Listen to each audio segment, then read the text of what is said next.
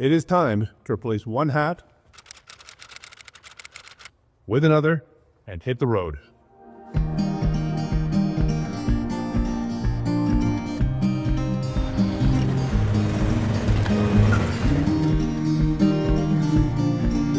The first stop is in Hope, BC, where I'm going to hang out with my buddy Rambo a little bit, because I filmed Rambo First Blood in them thar hills. Put your lips on mine. I love it when we hide in the pale blue sky, floating on cloud nine. Do you feel the winds are turning round? What goes up must always come back down. But I'll be safe in your Almost in Saskatoon, halfway through Saskatchewan. never part. I'm looking down the line. With you by my side, I'll be fine.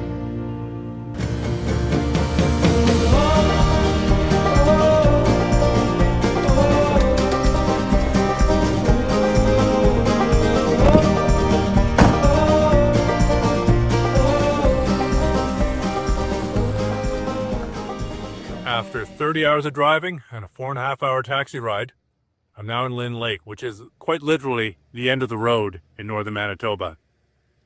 I'm here at the floatplane base, and that's a beautiful beaver behind me.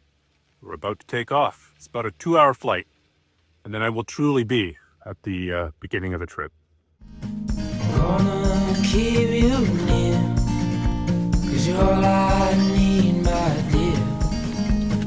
Do you feel the winds are turning around? 'Cause what goes up must always come back down. But I'll be safe in your arms, like the light in the day never part. I'm looking down the line. With you by my side, I'll be fine. Yeah, I'll be fine. I'll be fine. Yeah, I'll be fine. Yeah, I'll be fine. Yeah, I'll be fine. Yeah, I'll be fine.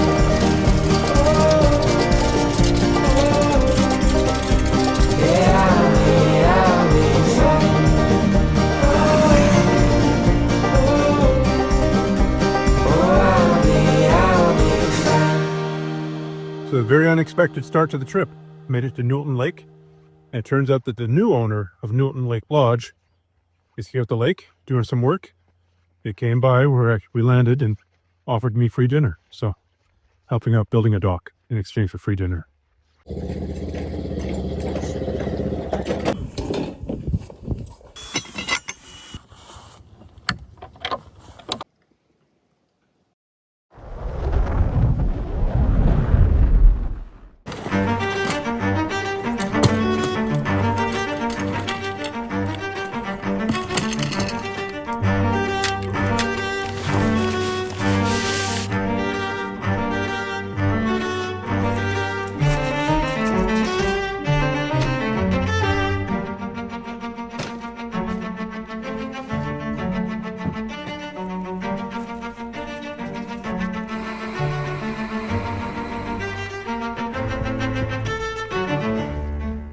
One more thing before I head out, for the comfort of this lodge, I have to load the shotgun. So my strategy here is 4 shells of buckshot, and then the first round that comes out is a slug. Then in addition to that, separately, because I don't want to acquire one of these by accident, I've got some rubber shells. This is some rubber buckshot and some rubber slugs. So if I have the time, if I just want to drive a bear off, I would separately load the rubber slug or the rubber buckshot, shoot the bear, and immediately chamber another shell so that I've got lead ready to go behind the rubber. Now ready?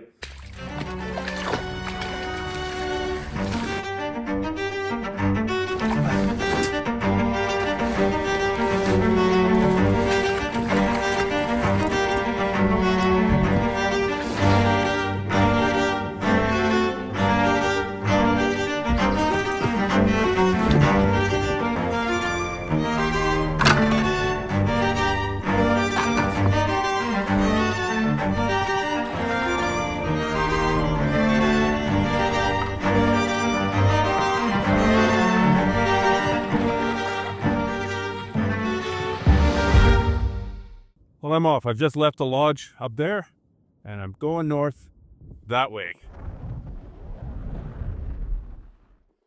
The boat's a bit of a mess right now. I don't have everything lashed in. I don't have my spray deck on, so I'm invulnerable. What could possibly go wrong? Especially in an expedition that starts with those words.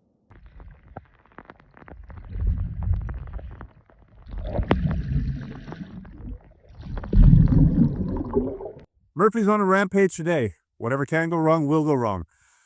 Literally, in the first 10 strokes with his paddle, the handle snapped off. It just sheared right off.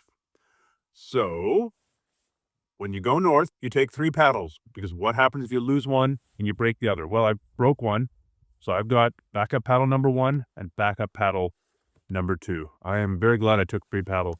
This will also give me a whittling job if I'm windbound or icebound in the future. Something I can probably carve a handle to fit in here and then epoxy the whole thing. So it's reparable, I think, but it's just a pain in the ass.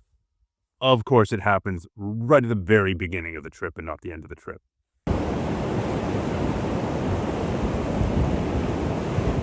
Coming up there are the falls where the lower Thlewiaza enters into Nueltin Lake.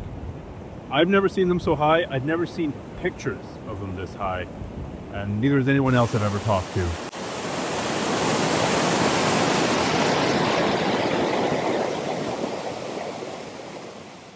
So I've gone about 5 kilometers since I started, but some bad weather's coming in from the north, so I gotta rig this boat up. I gotta get the spray deck on, keep the water out, add a certain margin of safety. So I pulled over at the old tree-lined lodge, which the guys at the float base are trying to fix up. But there's a notorious bear that's made this lodge his home. And so before I do anything else, time to run around like Rambo. This isn't just wild compensation. I need a noisemaker, I need bear spray, and I need something that could potentially put a bear down if it starts attacking me or getting really, really aggressive. I hope it doesn't happen, but you got to be ready.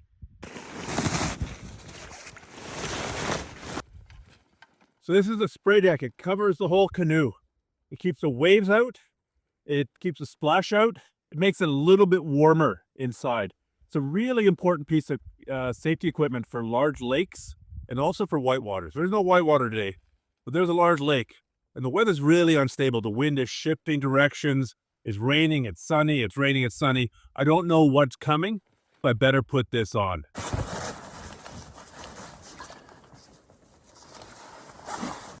Well, that took way too long. I might need to adjust it a little bit in the future, but that's good enough for now. The spray deck is finally on, and we're heading for that more windy area with a bit more turbulence on the water over there.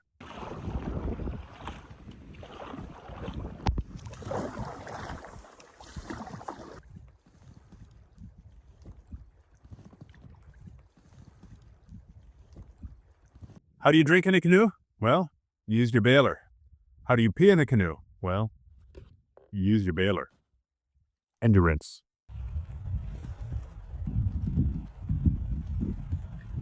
It's very sunny up above right now, but over on that shore, you can see the dark clouds.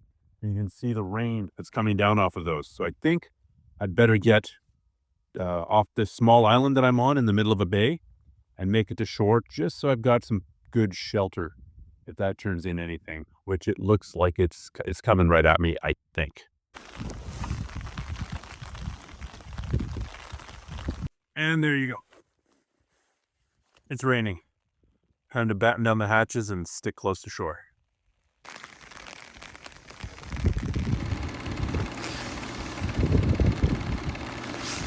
It's evening and I'm really beginning to slow down. My rate of progress has slowed to a crawl.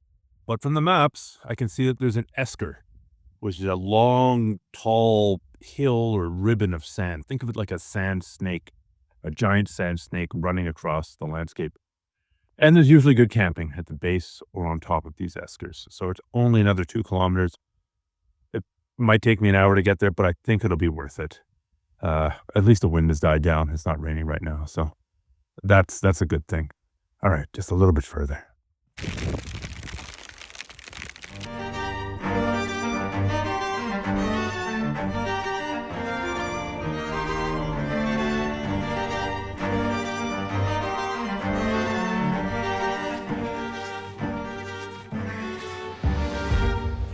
Time to make dinner. I'm trying to start making this food bag a little bit lighter. So it's waterproof for a couple of reasons. It's waterproof to keep the water out.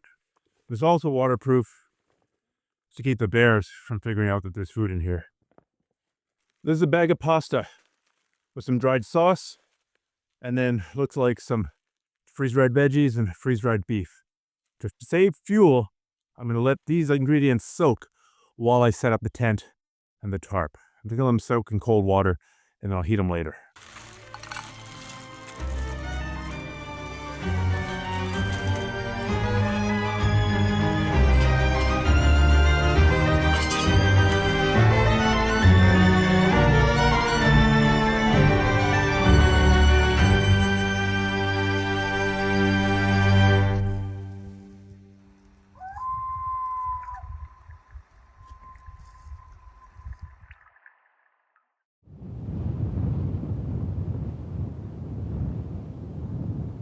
So roughly 10,000 years ago, towards the end of the Wisconsin glaciation, this whole area was covered by a mile or more of ice, a super thick ice layer. But when the glaciers began to recede, that ice melted. And when ice melts, it makes water. And that water cuts channels down through the ice and goes to the bottom of the glacier. That's why when you go to a glacier now, there's usually a river coming out of the bottom of it. That's the water that's melting in the ice. So the water goes down through cracks and cuts its channels and cuts its holes to the bottom of the ice. And then it forms a river that runs underneath this ice. And rivers have riverbeds. And riverbeds are full of rocks and sand and cobble and gravel, usually somewhat rounded, which is why the rocks here aren't as angular as you might find in other glacial deposits. That's pretty round. You might find that in a river. This is pretty round. You might find that in a river. So you had these rivers running under the ice with riverbeds. And then when the ice receded and went away, all that was left behind was the riverbed. We are now on top of an ancient riverbed. We're 40 feet in the air. And there's 40 feet sand and gravel and rounded cobbles that were once underneath this ice and underneath that water. And these eskers, they make the best camping spots. They're also pretty good for wildlife because animals far prefer walking on top of an esker than they do crashing through the swamp. So it's usually dry on an esker. So here we've got lots of lichen, the white and slightly yellow stuff, and crowberry. It makes a wonderful substrate for putting a tent onto.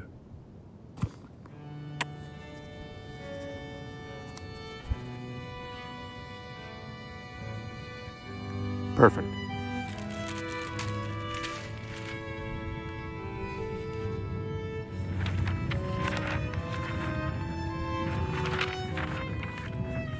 So this was a beautiful spot, but it is time to get going.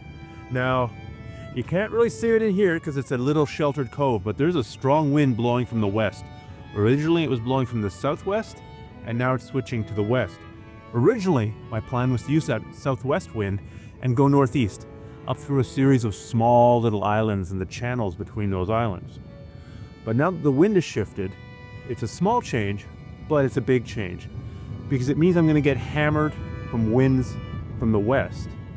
And if this is the lake and the wind is coming in from the west, you can get very large waves forming on the east side because it's such a large lake. So now I'm going to go out of my way. I'm not going to take the shortest distance, a straight line between 2 points anymore.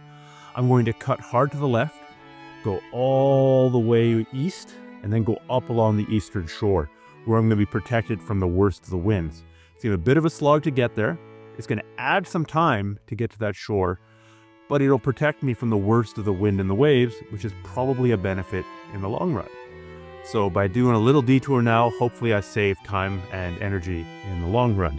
Unless, of course, the wind shifts again, in which case I got to make a whole new plan.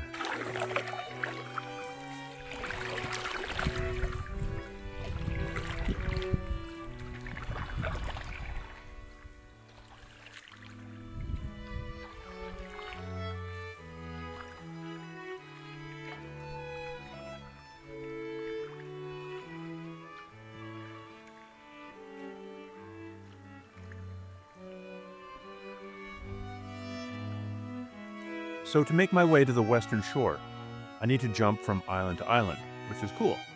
Trouble is, those clouds behind me are spitting rain, and that rain just turned into thunder and lightning. So now I've got to be very, very careful about being out on the water in the middle of a thunderstorm. So I'm going to be probably sitting on shore a fair bit waiting for this system to pass.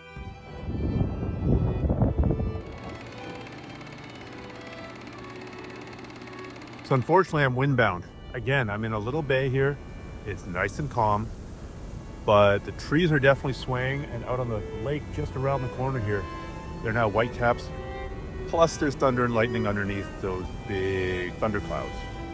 So yeah, I don't want to be on the lake when one of those things comes overhead, because you are the tallest object on the lake, and getting electrocuted would probably ruin the whole day. So I need to find a place to pitch a tent. Hopefully I'm only here for a couple of hours, but have a rest. If I'm not paddling, I should be resting for recovery.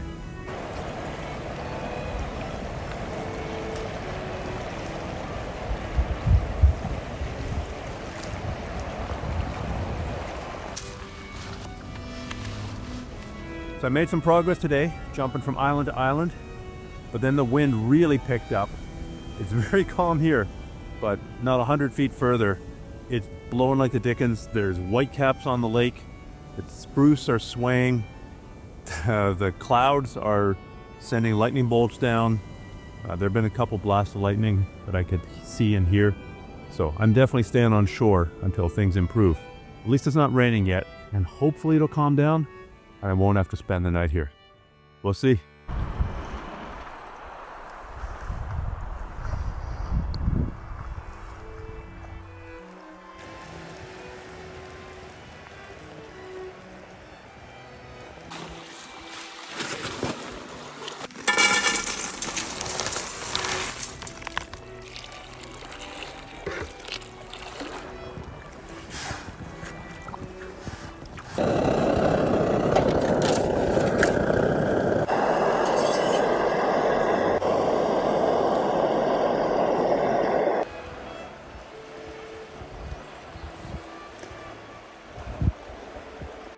So I'm stuck here.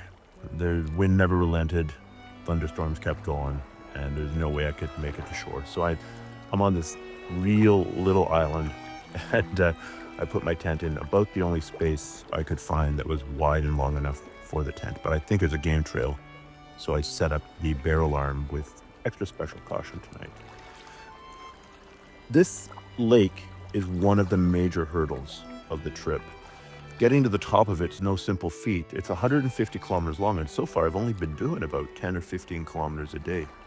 That's not a lot. That's not enough to pull this trip off in time.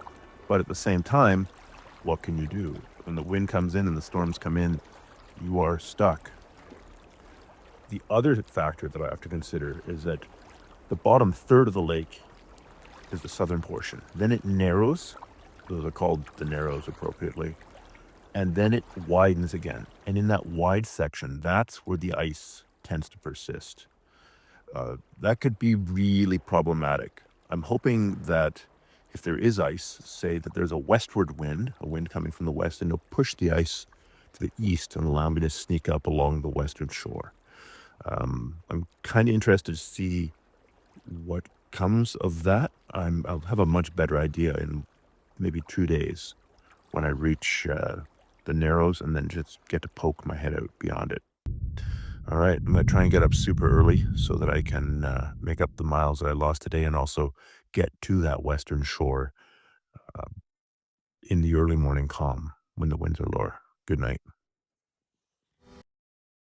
I'm windbound again.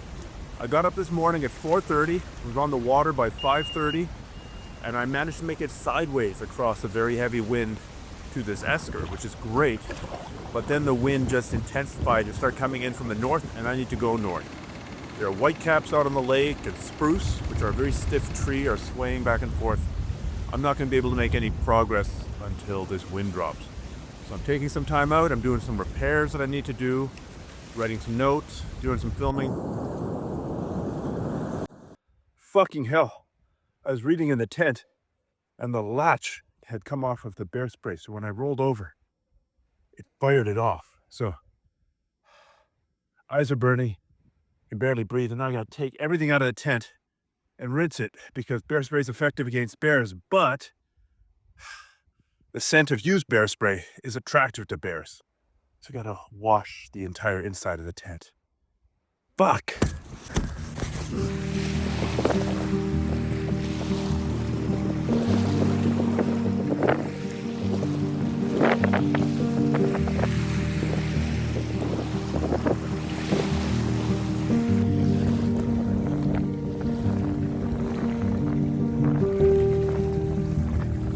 Well, that negligent discharge of bear spray was a huge pain in the ass.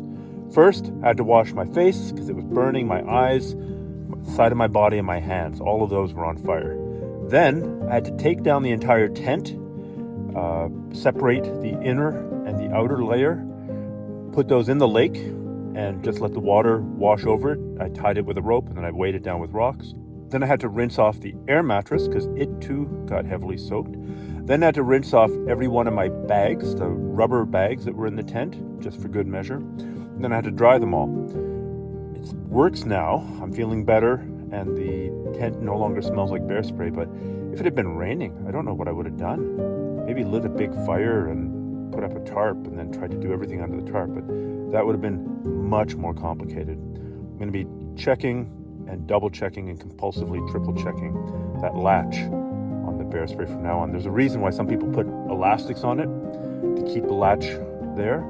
I might add that myself because that really sucked. I don't like being windbound, but the one good thing about this wind is there are almost no black flies and mosquitoes around. So I can walk around without a net and without bug repellent. That's nice.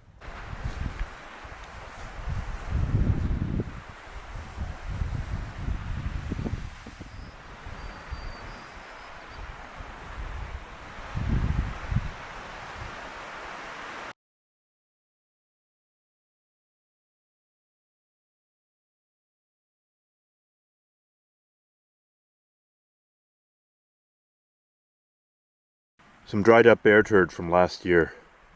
So as you can see, I'm carrying both a 12 gauge and some pepper spray. We're definitely getting into bear country here. We've got black bear and we've got the beginnings of barren line grizzly, which is a very grumpy subspecies of grizzly bear. Now, if I saw a bear a long distance away, yeah, I would pull out the 12 gauge and have that on standby. But if a bear surprised me out of the bushes, I turn around and there's a bear 10 feet away. Well then, it's a different calculus, isn't it? I mean, yes, I can chamber around pretty quick. And maybe I can hit it, and maybe I can kill it. Maybe. But a bear, even if it's been shot with a heavy slug or buckshot at close range, it can still do an awful lot of damage to you in that short period of time that it has left to live. And that's assuming you hit it. Not everybody's a combat marksman, and a lot of people overestimate their shooting prowess, especially at close range, and especially in a great deal of stress.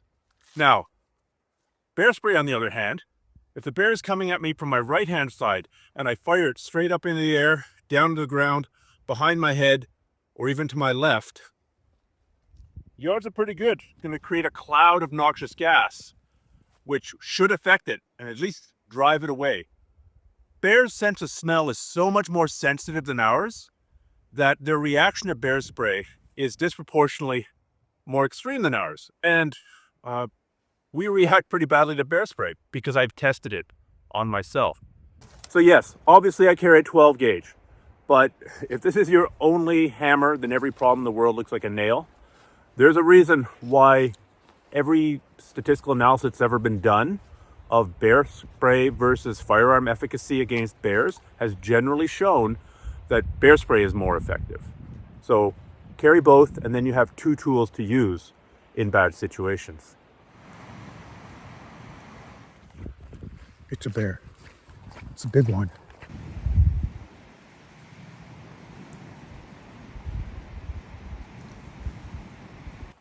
I can't tell if he's a brown one or a black one yet.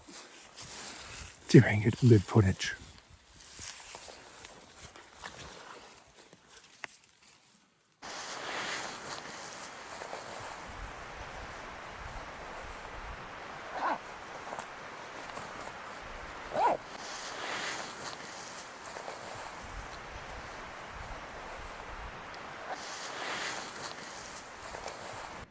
It's coming this way. Not far, man.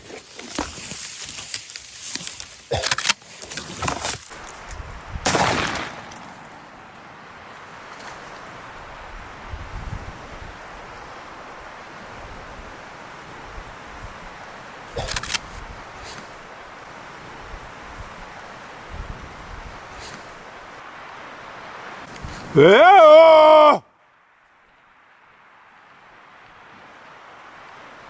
Yeah!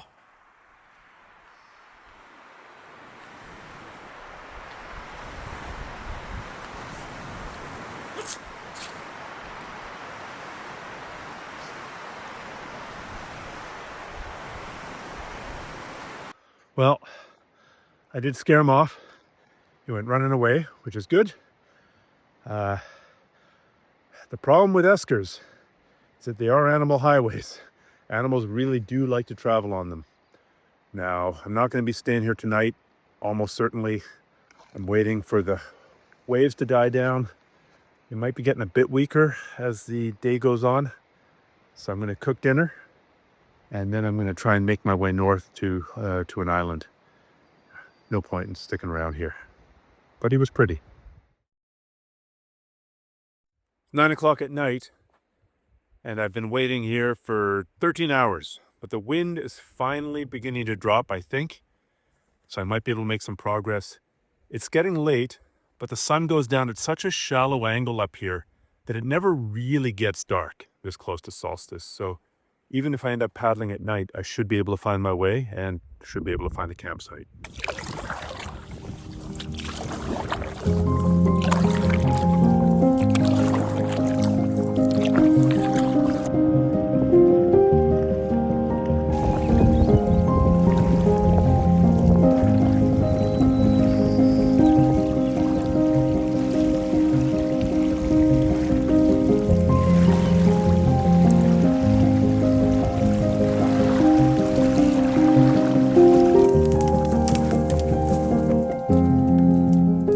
Porcupine, great big guy. He was so large, honestly, that from a distance, I thought he was a bear. But he's just got quills everywhere, and he's the size of a small dog. And now he's hiding in the tree going,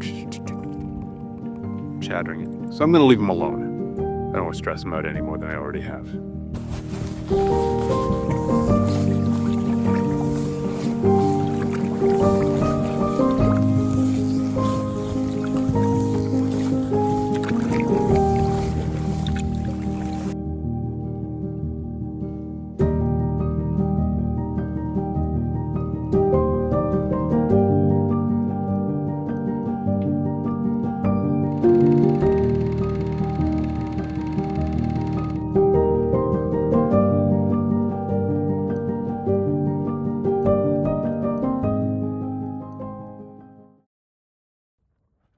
When the wind finally died at 9:30 last night, I pushed on through till about midnight, or just after midnight. And then it took me till about 1:15 in the morning to set up camp here on a ridge. And I'm pretty tired now, but tomorrow is going to be very windy according to my Garmin GPS here. This thing gives super basic weather information. So I need to push today. I need to get up and get going.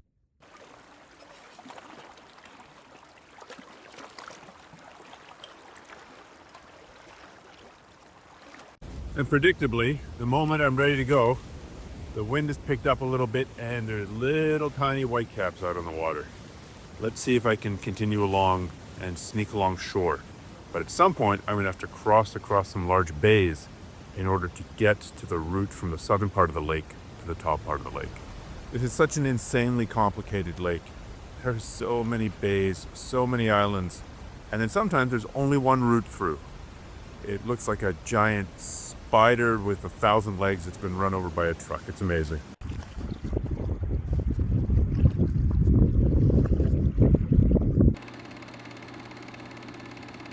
Well, I'm suiting up, full rain gear.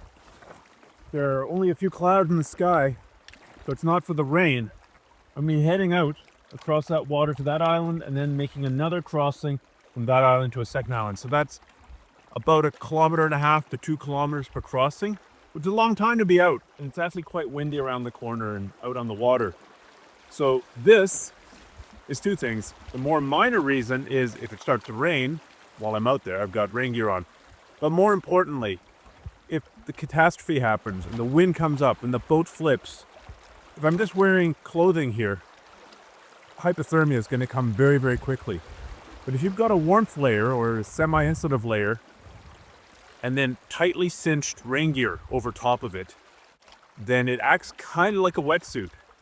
And it'll buy you many more minutes and really extend your time in the water before you get severe hypothermia. The Nueltin Lake color palette for spring and summer this year is predominantly red with accents of black and then little flashes of green. And all those girlfriends who said I had no sense of style.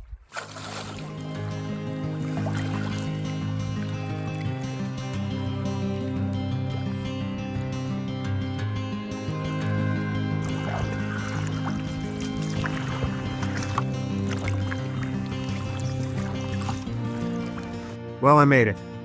From the mainland to a small little island, from that small little island to Nepal Island here. So from here, one more island to go, Boundary Island.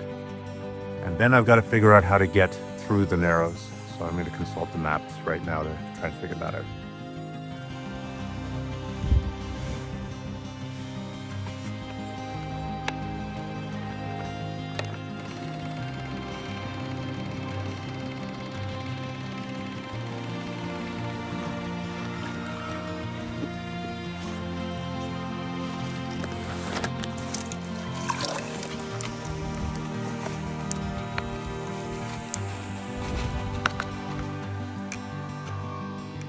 Freeze-dried hummus is surprisingly good, but the trouble is my crackers are all smashed up.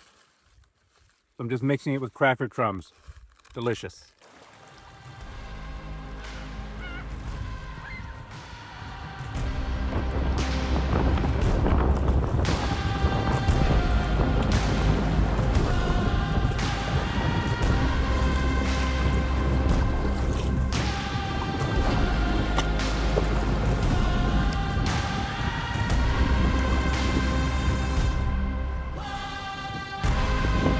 My friends, we're now north of 60.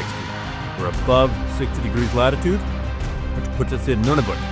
It used to be part of Northwest Territories, but then it's split apart in Nunavut and the Northwest Territories. In any case, the trees are getting much sparser, patches of tundra are getting much larger. And from this point on, the land is really going to change very significantly.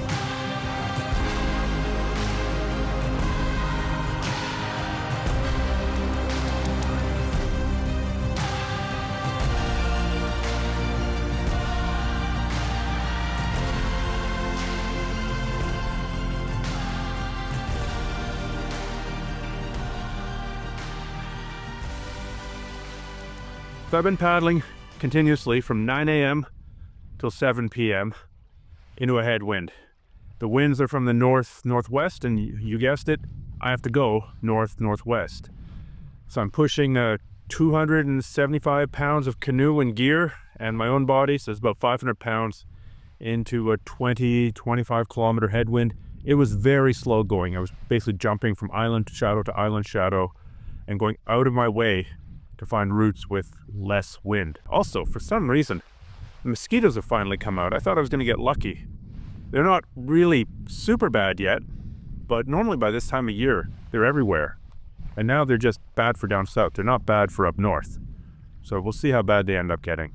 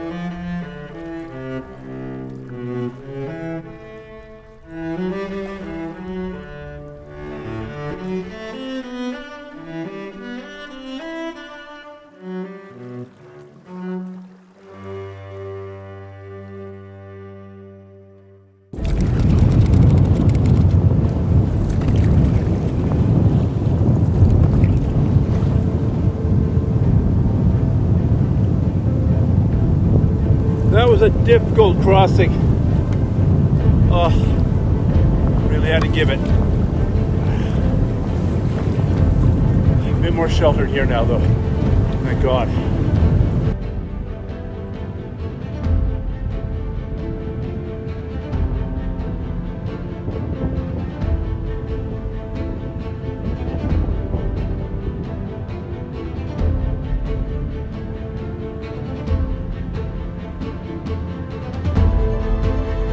I have to take a moment to recuperate. That was a tough crossing. I had about a 3-kilometer crossing south to north and a really heavy wind coming in from the west. So by the time I made it north, I'd been blown off course by about a kilometer. So I was just battling the whole way. I had to switch to my whitewater paddle just to have more control, and I couldn't let up for a minute. That was really tiring. Hopefully this has set me up for a straight shot to get where I need to go. This wind is proving to be such an issue every day in a new way. It's being a challenge. It's not easy to deal with. On the plus side, I do have this beautiful beach to myself.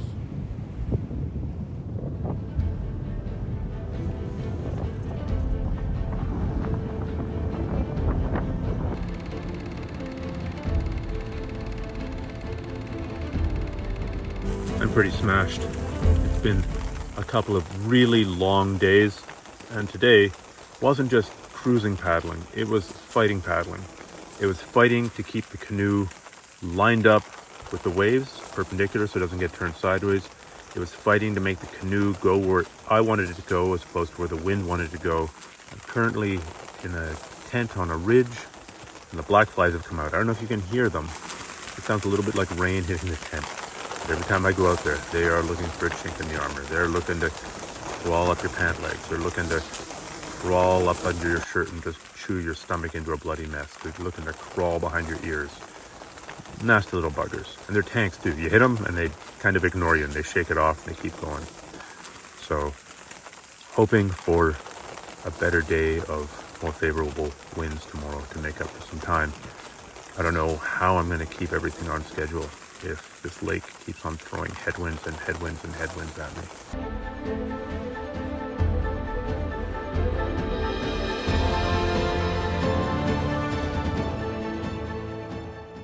The black flies were bad last night, and the mosquitoes have taken over today. It's just after 6 a.m. and I'm going to get going. The rudimentary weather on the Garmin suggests another windy day and a windy night, so I'm going to get paddling early, and then if I have to, put into shore, take a siesta, and then paddle late into the night, because almost without exception, every single night has gotten really quiet here, regardless of what the weather predictions said.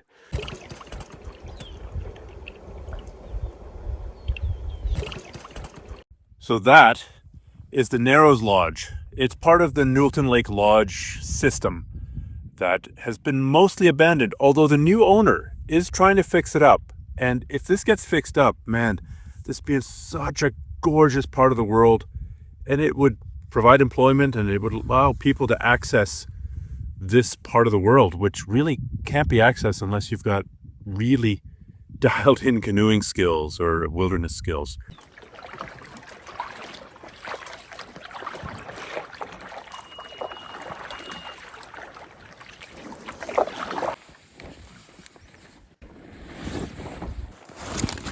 Bears really like abandoned lodges, and I've even found them denning in them. So I'm going to have to be really careful here.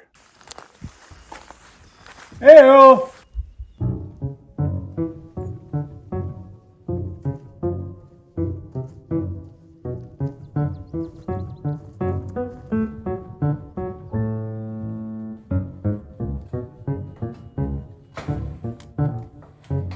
This is the old kitchen now, and again, just everything is destroyed.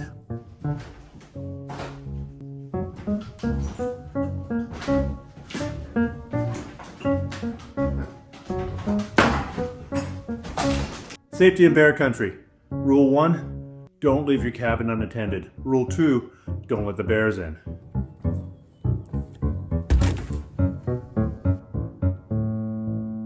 Holy moly. The bears have just destroyed the inside here. Absolutely mauled it, mangled it, flipped everything over.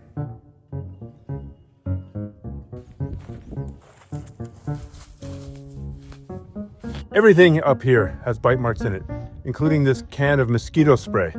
That would have been funny to watch.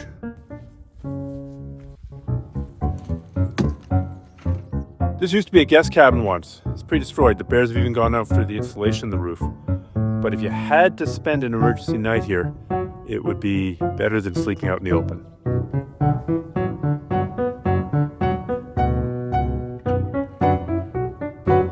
Another can of mosquito spray with another tooth mark. And here's another cabin. Let's check this one out. We'll never understand why bears like eating foam this much. Plywood siding, just torn right off as the bears are looking for a way in. Every single cabin and building broken into by bears and destroyed.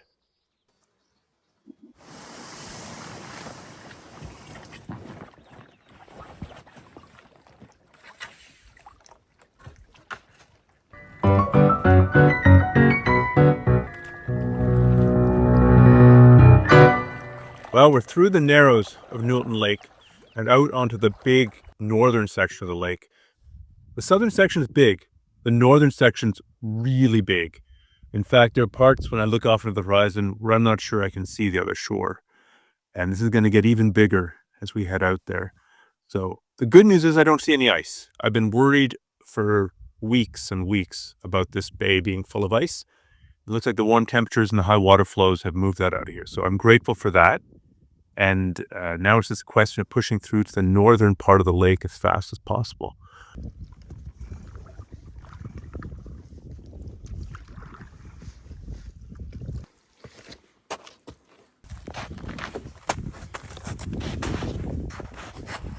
Welcome to June 30th in the Arctic. Still tons of ice here. Hopefully this is the last remnant of the ice and there's not a big pack of it out there way down the lake. But at this point, I can't rule it out. What goes up must always come back down. But I'll be safe in your arms, like the light in the day never part. I'm looking down the line, with you by my side I'll be fine. Yeah, I'll be fine. I'll be fine. Yeah, I'll be fine. Yeah, I'll be fine. Yeah, I'll be fine.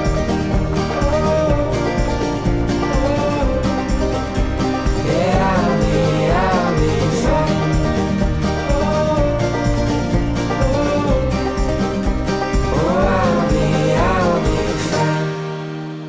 The bugs are pretty bad this morning, but I'm determined to get some cranberries for my oatmeal. Interestingly, these cranberries were on the plants last year, but if you had eaten them last year, they wouldn't have tasted very good. They have to sit underneath the snow for an entire winter to ripen, and at that point become quite sweet. So when you see bears going around through the tundra, that's what they're looking for. They're looking for little tiny berries, and now I am too.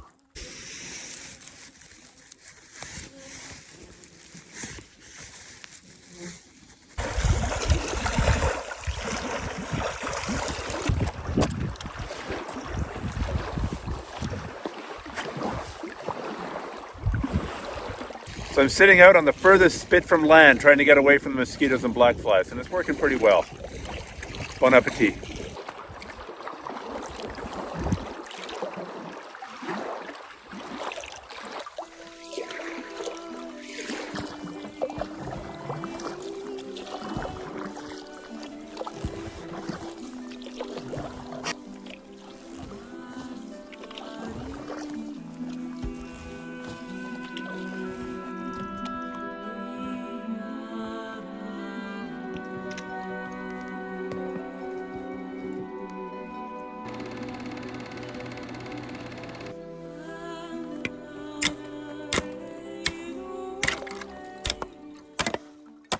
Well, that's pretty solid. You're not getting through that without an icebreaker.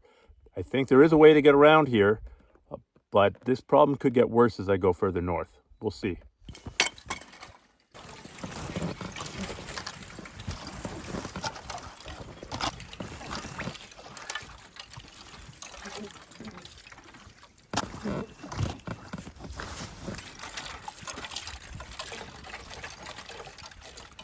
Well, I made it through. I went around a little bit, and then I found a lead that I could punch through and got to the other side.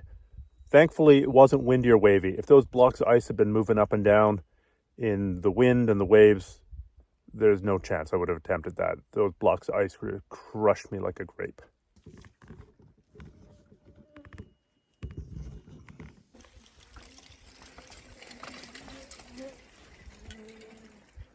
Okay, it turns out that the ice is a lot more extensive than I thought. There's a little island over here that's maybe 10 feet above sea level.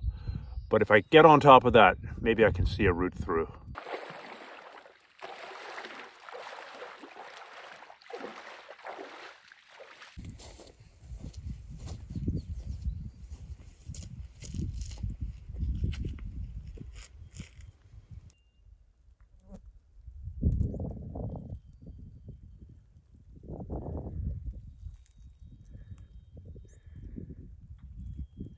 So I can't make it through that pack ice.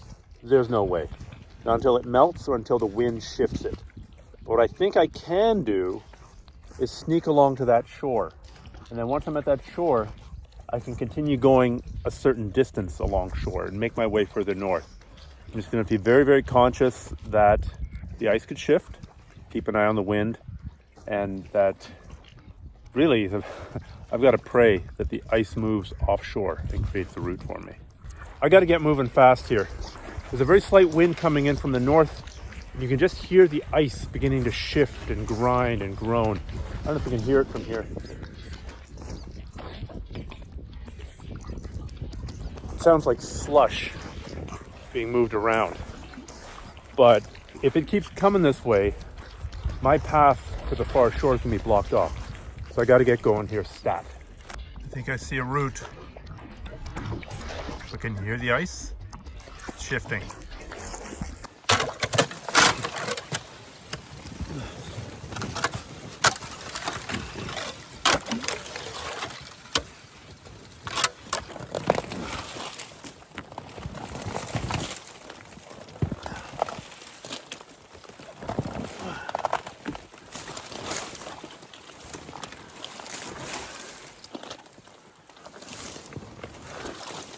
Okay, that was not fun. I had to find a lead, and then I had to push through it with a paddle. I had to sometimes break off chunks with the paddle, my heavy whitewater paddle.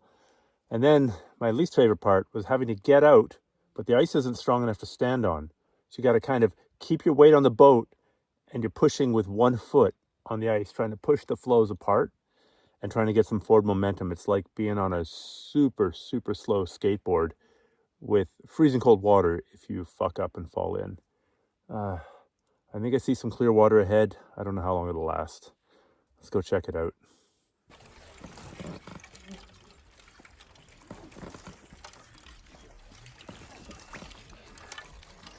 Right between the black ice and the shore, there's often a path through. It's no guarantee, because this giant sheet of ice is like a frisbee of death bouncing around in the lake as the wind blows it left, right, north, and south. But there's often a path along the shore. So I'm going to continue along the shore as long as I can. Trouble with the shore is it's such an involuted shore with so many little bays and peninsulas that traveling 1 mile might involve 5 miles of going along the shore. So it's really not very efficient.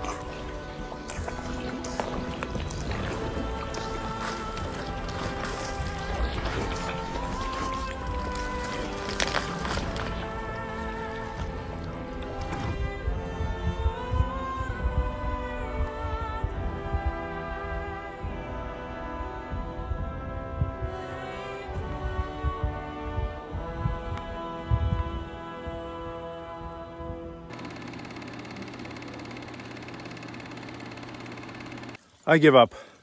I tried to force my way through, but there's no way. The ice isn't strong enough to stand on, and it's too heavy to push aside, and it's just a mess. I might need to find a different way. I give up. I'm calling it for the day.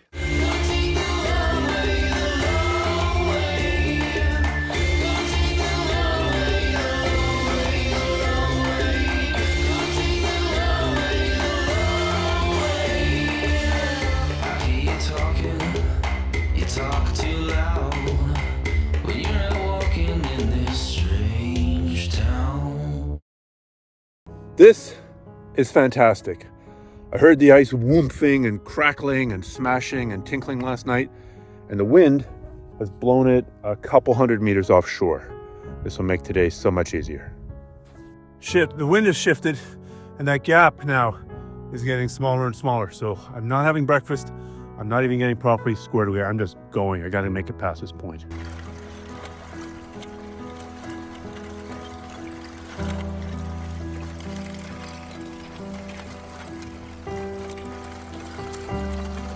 I'm a mess. The boat isn't properly stored. The spray deck isn't on. I haven't eaten, but I did make it through that lead while it was still open, and it was closing as I paddled through it. So I'm super glad I got through. Now it's time to stop and sort myself out.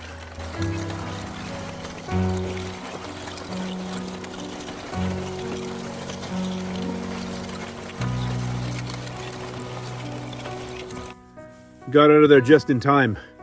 If I'd stayed there another 2 minutes, the ice would have come in and kept me trapped there for God knows how long. So I'm heading across the bay here, and when I'm halfway across, hopefully the bugs will die down and then I can actually eat something. And then we'll see what it's like on the rapids that exit this lake. That'd be fun, eh? Running rapids with giant blocks of ice that are a foot to 2 foot thick coming down the rapids with you. We'll figure that one out when we get to it.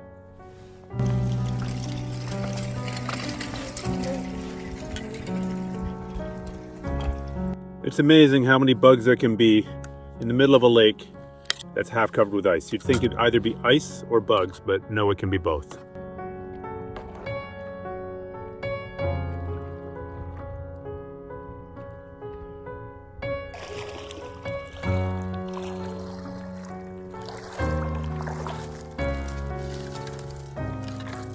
Look at this, the giant caribou rack.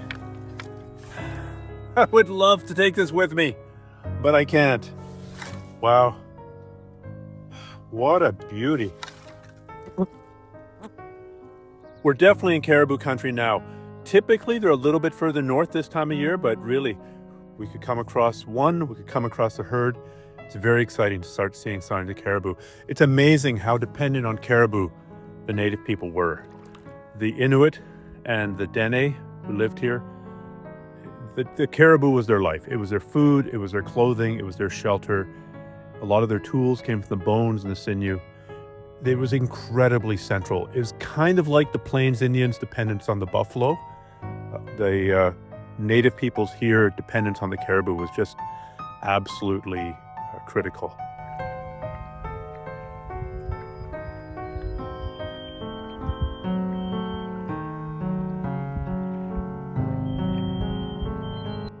There are lots of giant crossings today, and the weather's perfect. It's just completely flat, so I'm very grateful for that. The thing is, though, because of the lack of trees, as you're paddling towards the distant shore, it doesn't look any different. It looks the same, it looks the same, it looks the same, it looks the same. When am I getting there? When am I getting there? When am I getting there? Oh, hey, I'm here. And then you head off for the next shore, it's the same thing. You cannot see the scale of the landscape because it's all tundra and just hills. So the shape looks the same regardless if you're 1 kilometer away, 2 kilometers away, 3 kilometers away.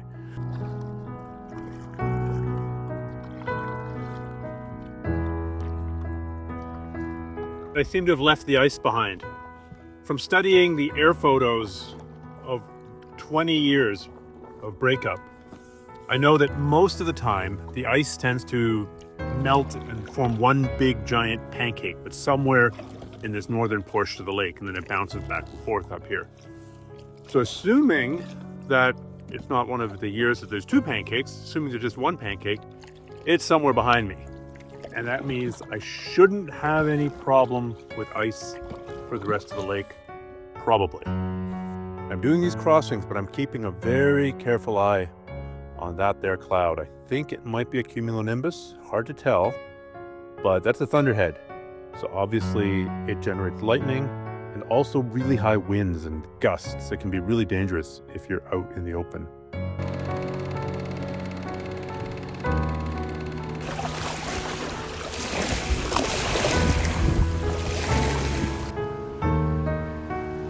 Well, I paddled pretty hard on that crossing, and although there was a little bit of gusting by the end, there was nothing bad.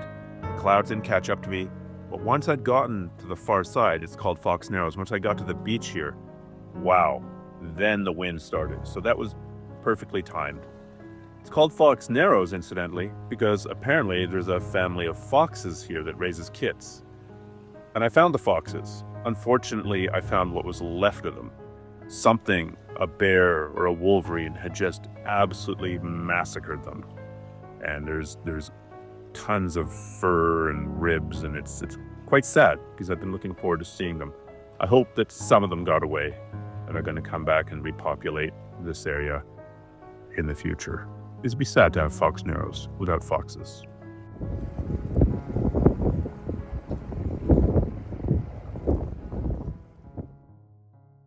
It's a significantly colder morning today than it has been for the past previous days. So today I've got to make it north and eastwards across this part of the lake. And the first part of it's exposed, but then if I can make it about 10 kilometers or so, then I get into this island archipelago where there's a lot of shelter.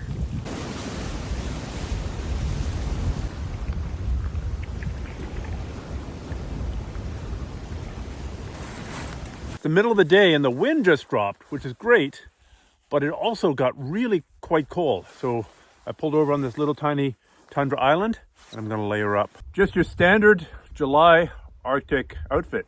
Hat, raincoat, fleece, shirt, pants, rain pants, wool socks, thick rubber boots, gloves in the canoe. I do have another fleece if it gets colder, so I could double up on the fleece. Hey, check this little guy out. It's a grouse. If I had a rock, I could hit him. I don't know how they survive, but he's cute. The grouse is running away very slowly. I think she's trying to lure me away. I don't want to panic them too much.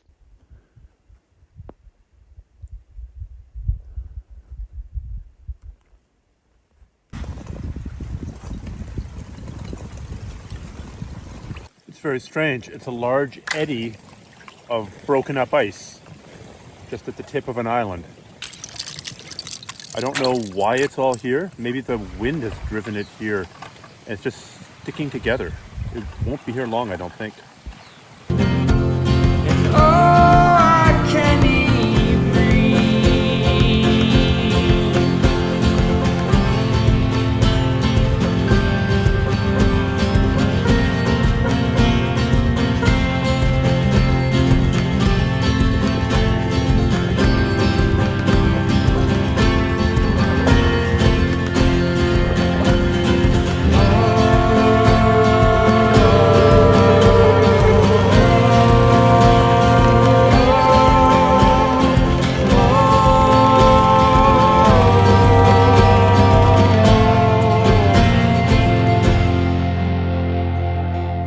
Setting up my pack alarm. It's basically a perimeter alarm with a thin little monofilament line here. But in the tundra, where you can't attach this to trees, you've got to adapt and overcome. So I've got a ring here, and then some string or some cord, and then I wrap it around a rock here. Tie it off. And I use another rock as a high point. There. Now I have an anchor, and now I can redirect this line over to the next point. This one's simpler. I've tied a cord around a small willow, and that goes out to the redirect point. And then finally, I'm going to Velcro this to this attachment point, like a claymore mine, very close to where the line began. So it's basically making a complete circle around the tent. Then I take out the little lever, which has got a hook at the top. I put it in. When this gets turned, it makes a loud noise. So I'm going to feed the string through the tip so that it stays there. People want to know, does this work? Unequivocally, yes. I've had caribou set it off. I've had birds set it off. And I've set it off many, many times in the morning, getting in my tent and forgetting about it and just walking through the wire.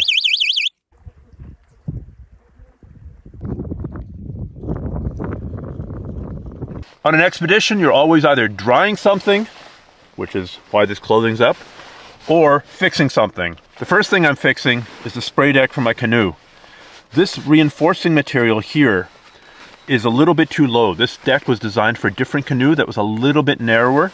This canoe's a little bit wider, meaning that the rubbing is now happening here on the fabric, and that's going to wear through in the next week or 2 weeks. Like, you can already see how much abrasion there's been on the inside. That's not waterproof anymore. So somehow I need to move this reinforcing area up a little bit. Second thing I need to work on is my water shoes.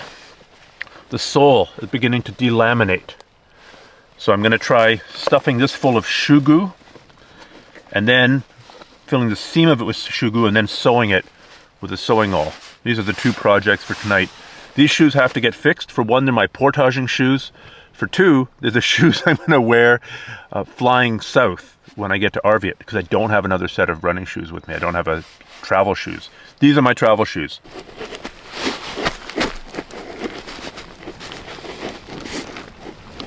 So the silicone putty injected in here, then socks stuffed in here so it can maintain its shape, and then wrapped with string to hold the sole to the upper, to the body of the shoe. Tomorrow I'll go through it with a sewing awl just to reinforce it with heavy duty thread.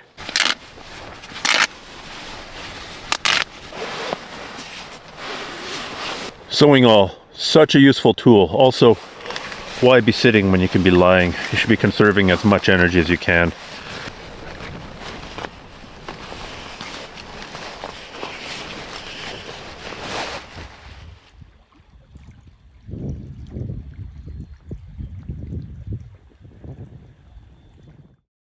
Freezing cold, rainy, and super windy.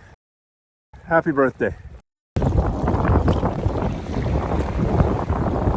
It's a tailwind, which is good, but it's pretty strong. So if you get turned sideways here and get caught by a breaking wave, it's pretty bad. So I'm spending 2/3 of my time steering. It's a hell of a farewell to the lake though. Just about at the exit.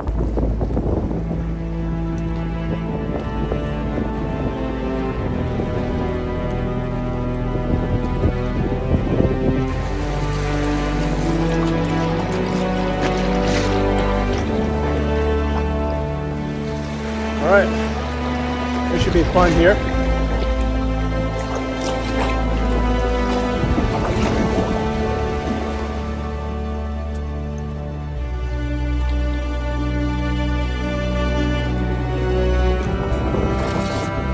I am not running that in a tripping canoe.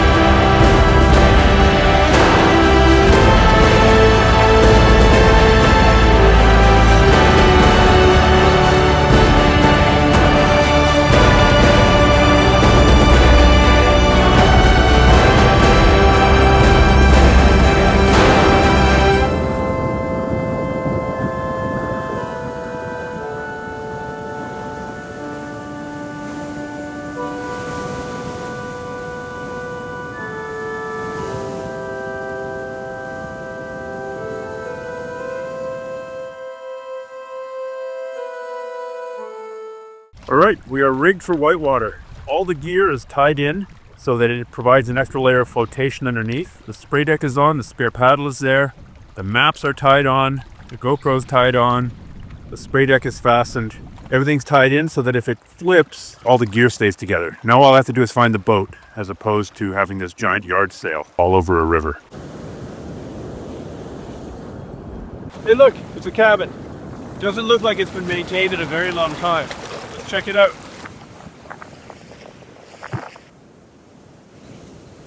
Hello?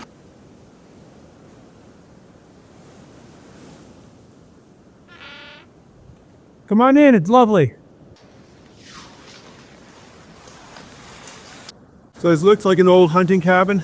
It hasn't been maintained, but it has been used. I mean, it would be shelter from the wind. The ironic thing is, if you were to stay here overnight, in the summer anyway, you would still have to put up a tent, because the bugs would get you. Also, the first real rapids of the trip are just around the corner, the ones I'm going to run anyway, so it's time to switch out the hat for the helmet. Now, I'm old school. I never used to think that you would wear a helmet when you're on a trip, that you wouldn't paddle water that's that hard, but you can still hurt yourself. And it's a low frequency but high consequence event if you smash your head. This is pretty cheap insurance, and it's become the standard now for canoe trippers doing whitewater to bring helmets, and I've reluctantly become a convert. It is a good idea. I only resisted it for decades.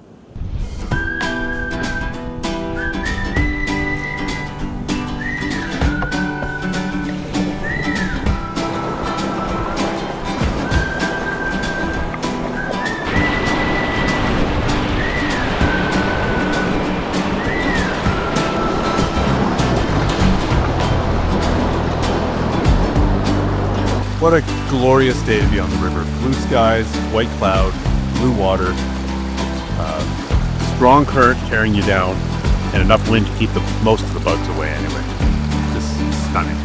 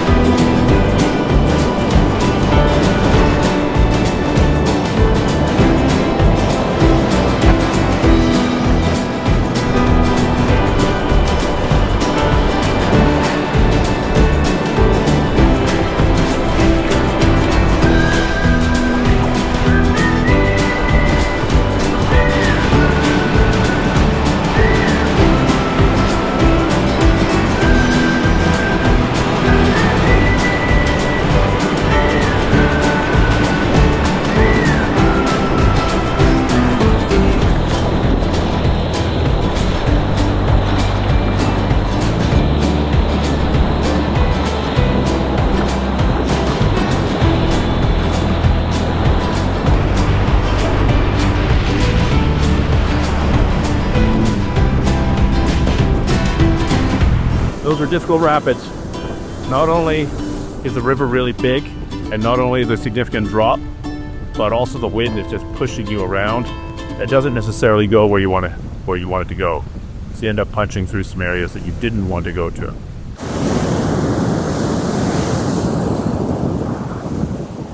I am so tired, and I said that today would be an early day, and I lied. See, the wind and the current are both taking me in the right direction. So if the weather's going to be good, I just got to ride it out. The weather tomorrow might not be good. So if the weather's good, I just got to keep going.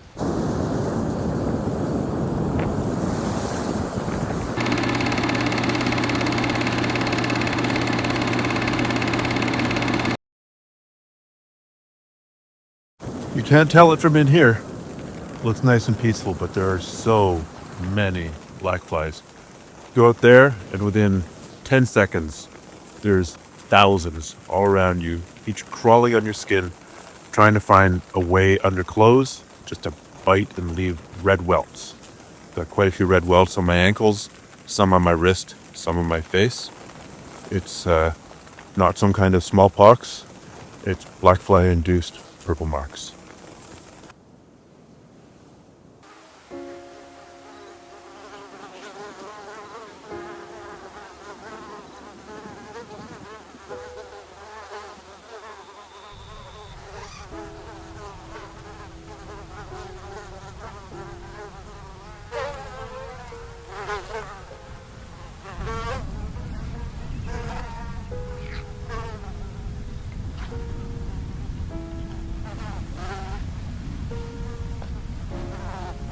I've got some of the most serious whitewater of the trip coming up today, so I'm taking a few extra precautions with the boat. I've got all my stuff in dry bags. Obviously, some of the stuff needs to stay dry, but some of the stuff that's in here doesn't need to stay dry, and it's in here anyway, and that's to make the bags bigger. The reason I want them to be bigger is so they act like flotations for the canoe, kind of like dry bags in a playboat. But I'm going to put them in, and then I'm going to tie a web using line across the top of the bags to hold everything in place, and feeding it through underneath straps so that if I do flip, it all stays together. And finally, there's a spray deck which is going to go on top of that and hopefully keep most of the water out.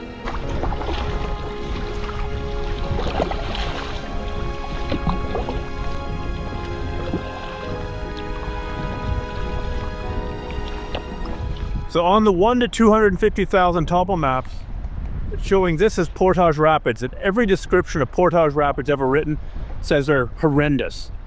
A mile-long flume built by colossi, I think was Farley Moore's description. But it doesn't look too bad. Let's scope it out.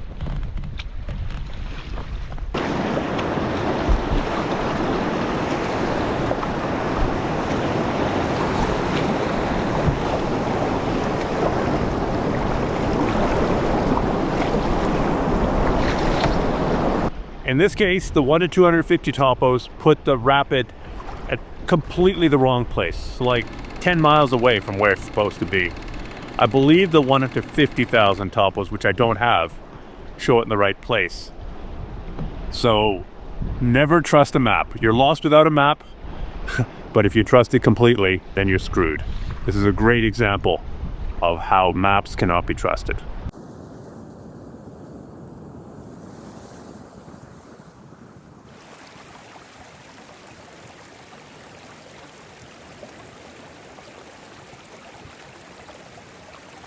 The blackflies are really bad today, even out in the middle of the river, even with a bit of a breeze.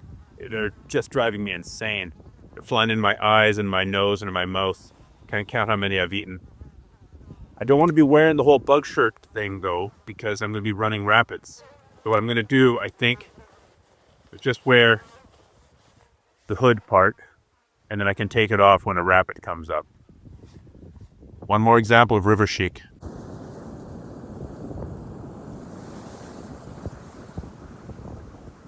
Now we're coming up to Portage Rapids. I can hear it from here. I see a big line of white waves jumping right on the horizon. And I've got to make sure that I pull up to the island that's in the middle of it.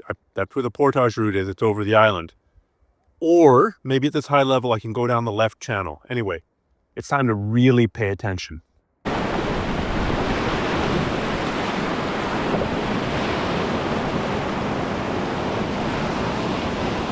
So the top part was fairly easy to run. This is the middle part. It's getting a little bit more serious.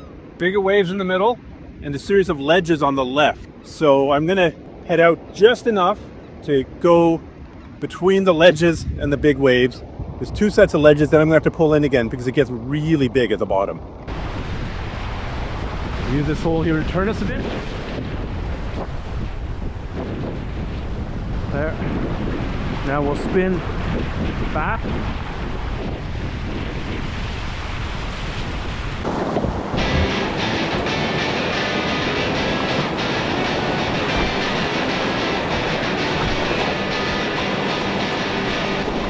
I think I'm going to get out here, have a look. Also, it looks like it's right above a big ledge.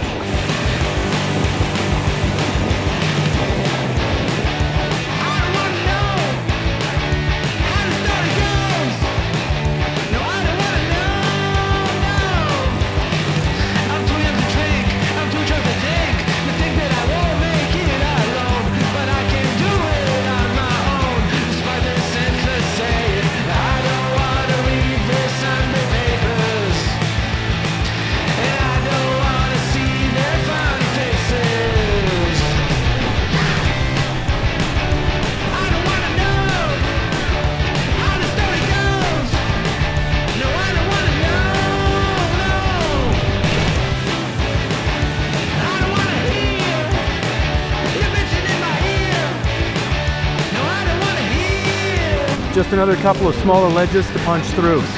Then we're done.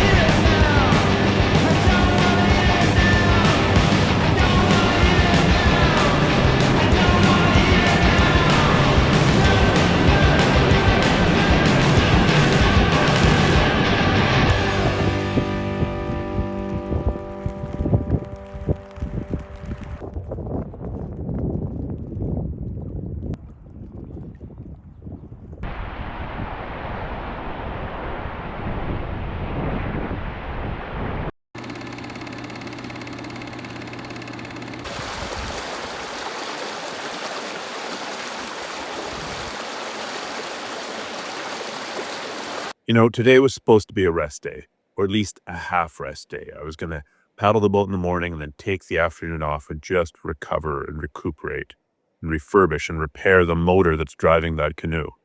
Me. But then, it was crappy rainy weather. But on the other hand, there was a tailwind.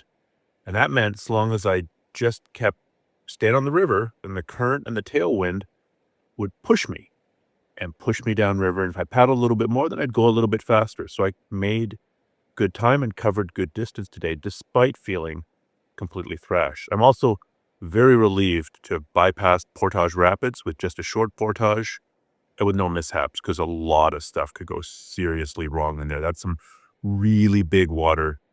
And my canoe, it's slow, but man, in big water like that, it excels. It was able to ride over the waves. It was able to punch through the holes. It was able to punch through the curling waves. I was very happy with how it performed. And so getting past Portage Rapids is a major obstacle off my list. And I'm very relieved about it. What's on the menu for tomorrow? It all depends on the weather. Everything around here is weather dependent. If it's super windy, I might have that rest day. Or I might have that rest week. You never know. Weather systems can last forever up here. So as long as the weather is travelable, I should be traveling. Let's see if there's any damage. Oh yeah. There's some black flies that took good chunks out of there. But it's not actively bleeding.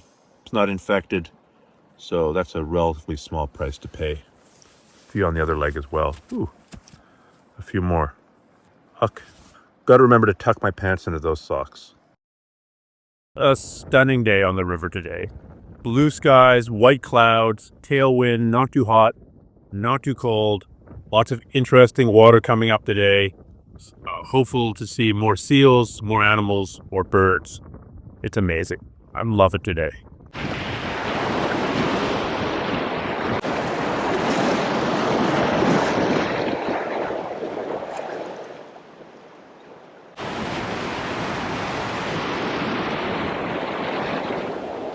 Lots of these interesting little rock gardens.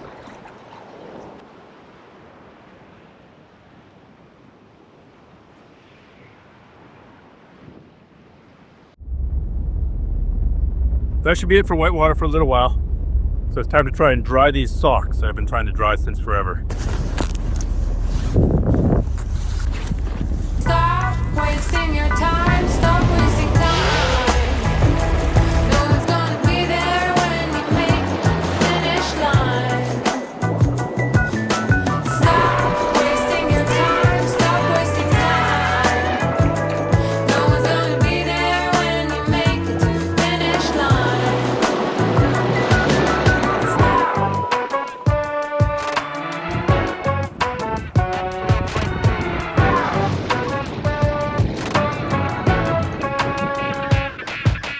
Was it the fear of being alone that kept us together? All along, once it was clear I no longer belong, well, I set a new path and move on, move on. Do you know who you are when there's no one around? Who are you when there's no one around? Man, the wind is really beginning to pick up, and I'm looking for the most sheltered route through all these channels. This isn't a very high bank, but it's enough. I stay within about 15 feet of shore. I don't get nearly as much wind as if I go a little bit further out. Lunch.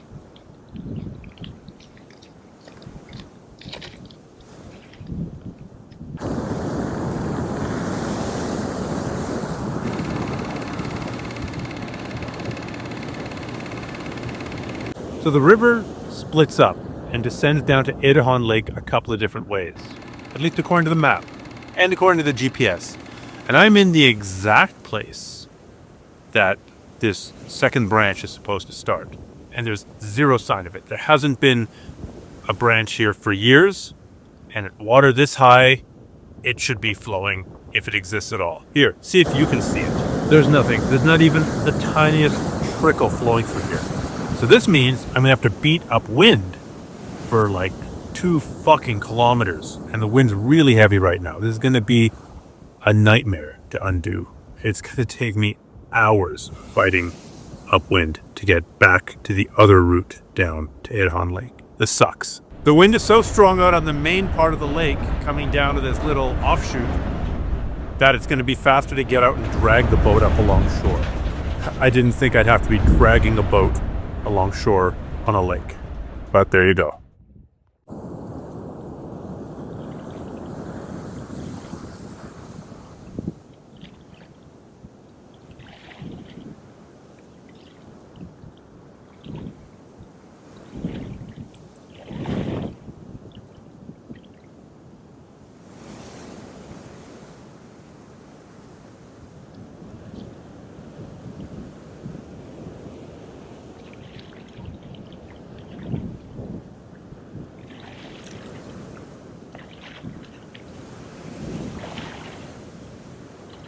I can't get it over these sharp rocks. I wish I'd brought some dynamite. Or maybe I can move this rock.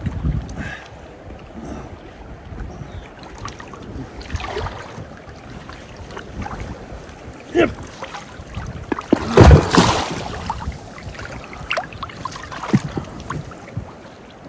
Maybe I can slide it through here.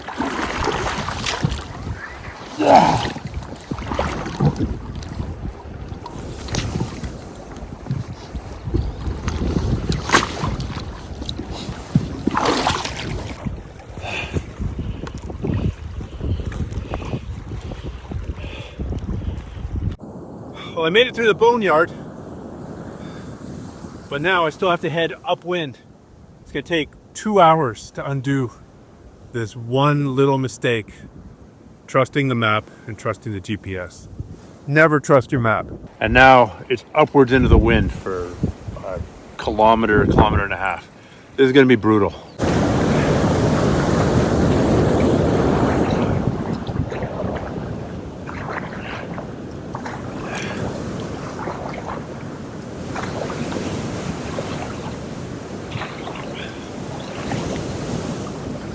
Holy shit, was that a battle. That was such a short distance and so much work and so hard. It's so windy that I'm here in the willows at the side of the bank to grab a moment's rest, and there are no mosquitoes. And mosquitoes love hanging out in willows. They're not taken to the air. They know better. But I think I can sense current in the water again, which is good, because soon I'll have the current and a strong downhill gradient to back me up on getting down to Edahon Lake.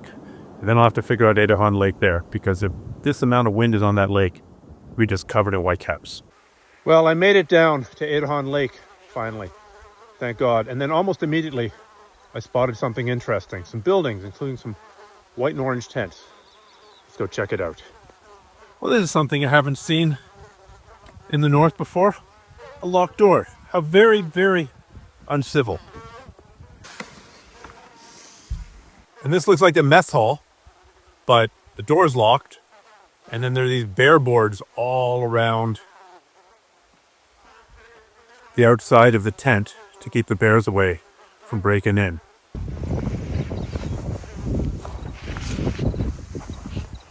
This place looks like it's been abandoned for at least a decade.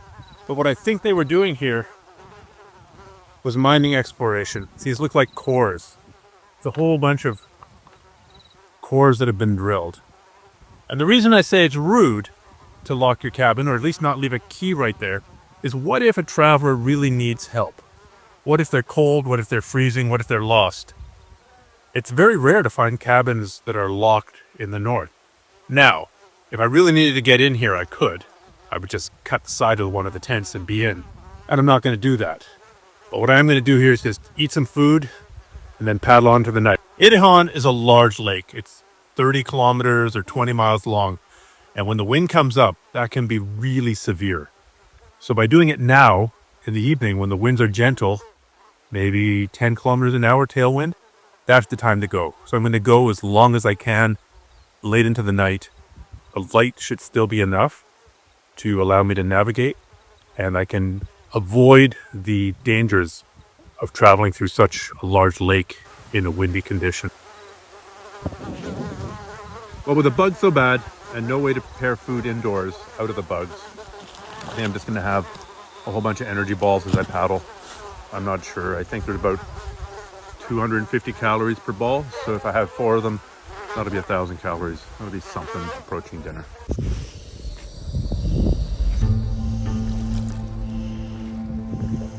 Well, I made some good progress.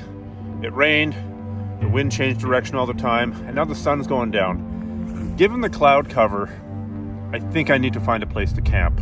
I could probably keep going, but trying to find a place to camp in the dark when the little bit of light that's from the sun below the horizon is blotted out by clouds, that's no good. So let's see about finding a place to camp. It's about 10 o'clock.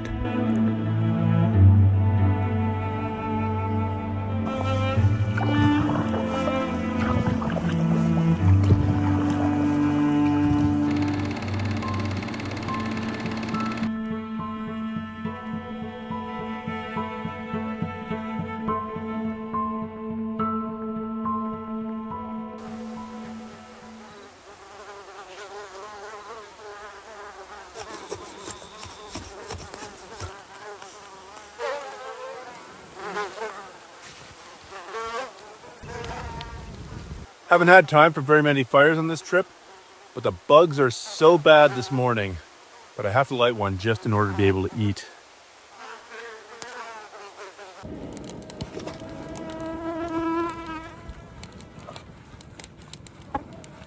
Well, I am exhausted from yesterday. Just smashed. That was 14 hours on the water.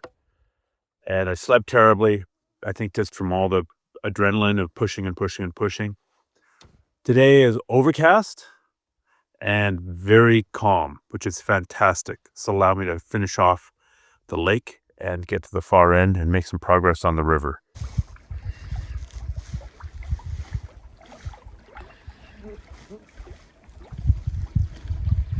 I'm now almost at the end of Nueltin Lake. I can see the outlet from here. The bugs were pretty bad today. I had to wear this net from the moment I left the tent to almost the whole day. Most of the time on the water, they'd somehow come and find me no matter how far I was from shore. And now, even though there's a wind going, they're not letting up. The black flies are definitely out in force. And I've got all these bites along here where they've crawled up clothing and then gotten in at the neck. So that bothers me. I don't want any more of it.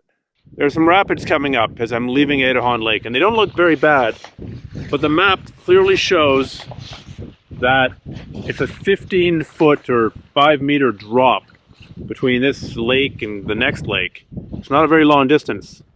So that's a fairly significant drop if it's all concentrated in one place. So I'm suiting up for the whitewater. I'm going to take it seriously, even if the part that I don't see now isn't that serious.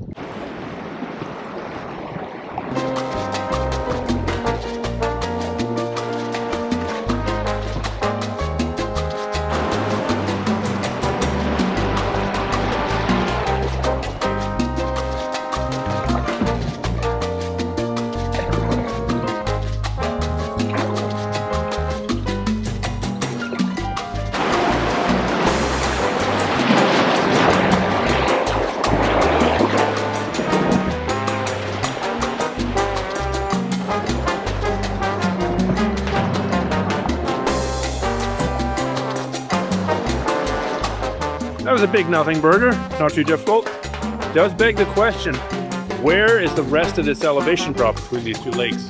It's not in there. That couldn't have been more than 3 to 5 feet of elevation drop. There's the second rapid coming out of Nueltin Lake. All right, helmet, life jacket, raincoat, and bug net all at the same time.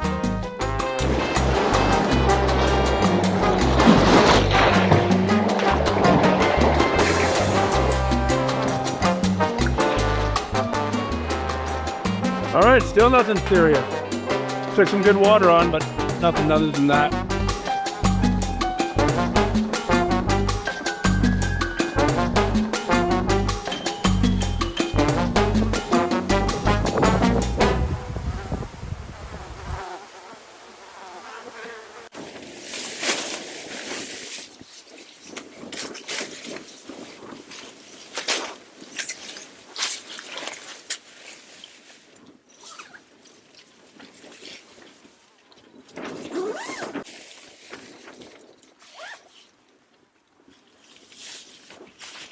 there are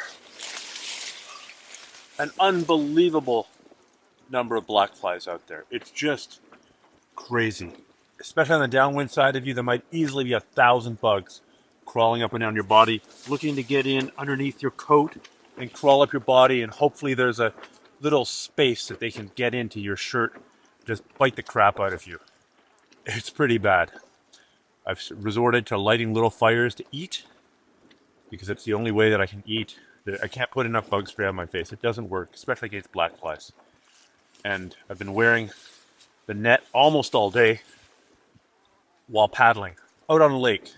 Even if I'm 500 meters, half a kilometer from shore, doesn't matter. Still need to wear goddamn net in a windy day out in the middle of the lake. It's just crazy how many black flies there are. This feels like my little sanctum in here. Just gotta go kill all the bugs that came in, and then it's my quiet place for the night.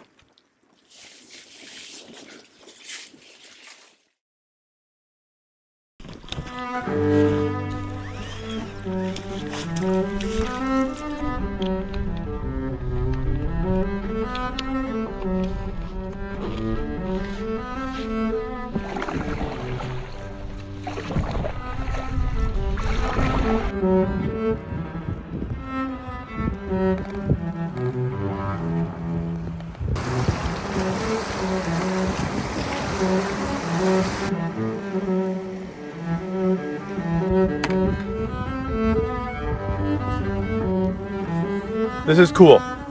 In a land full of boulders, you see this boulders up here? I call these boulder fences. It's usually when you've got a long stretch of river and the ice can come down here in the spring and just push the rocks up. Sometimes you see them hundreds of feet back from the river. It's just a line of nothing but boulders.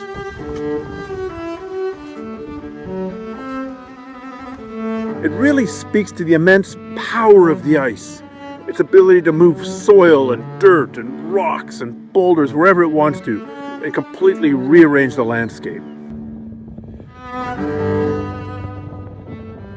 Right here, the river's kind of wide and wandering, and sometimes there's current and sometimes there isn't. And it's nice, but I know that there's some sections of much stiffer current and whitewater coming up ahead.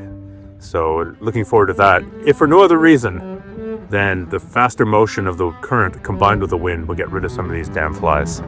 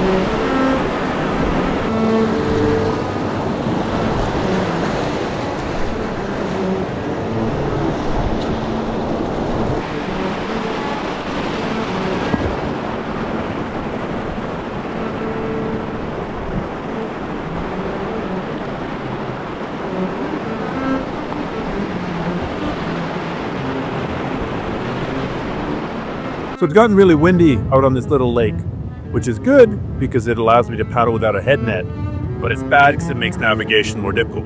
Speaking of navigation, what's absolutely crazy is the 1 to 250,000 topo map shows almost no islands in this lake. The GPS, if you zoom in, shows that this entire lake is full of islands, just chock-a-block full. And the reality is that paddling from the opening of the lake where I am now, I probably paddled over a bunch of supposed islands.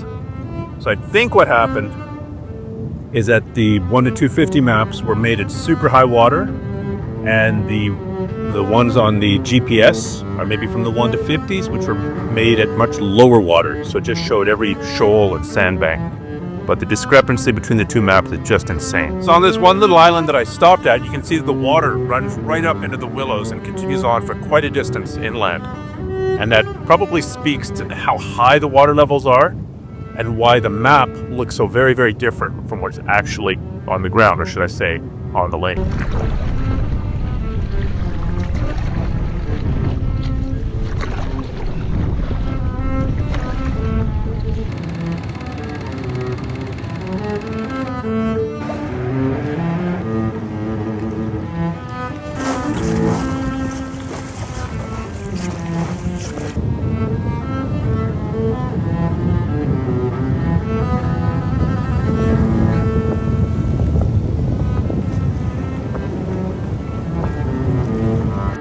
Well, that was a good day, but a hard day. I went from 9 till 6:45 p.m., which is later than I was planning on going. But when the wind and the current coincide, you just got to keep going, because tomorrow the wind may be opposing everything that I'm trying to do. So if the going's good today, go today. It was so windy last night.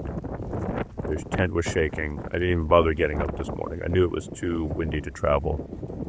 And when I got up to have breakfast, I had another clue that it was too windy to travel, and that was the black flies and mosquitoes weren't in the air at all. I could walk around shirtless if I wanted, and there wasn't a bug on me. So when the bugs stay in bed, then it's way too windy to travel, generally speaking.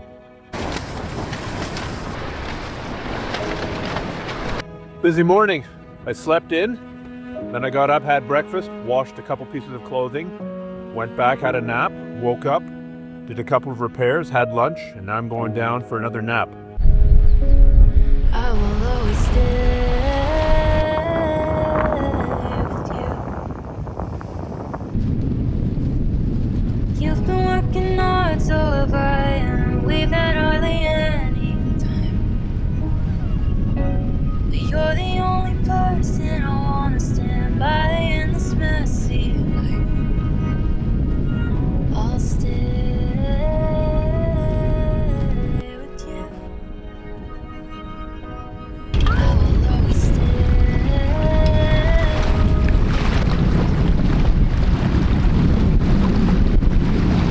Just for now, turn the TV down and remember how this love thing works. Take my hand, with you I'll stand for good and bad, and that's for sure. That's for sure. We'll talk until the evening's quiet, reminiscing memories of ice cream dates and road trips, getting lost in big cities. Makes me wanna stay.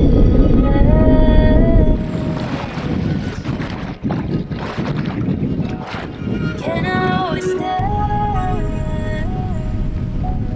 with you? And the last thing I'm going to do today is fix a hole in the bug net. The little bastards are getting in right there. Some needle and thread should fix that up. After that, I'm going to bed, and I'm going to get up super early, like 4:15 in the morning, and hope that the wind has died down by then, and that I can actually make some good progress.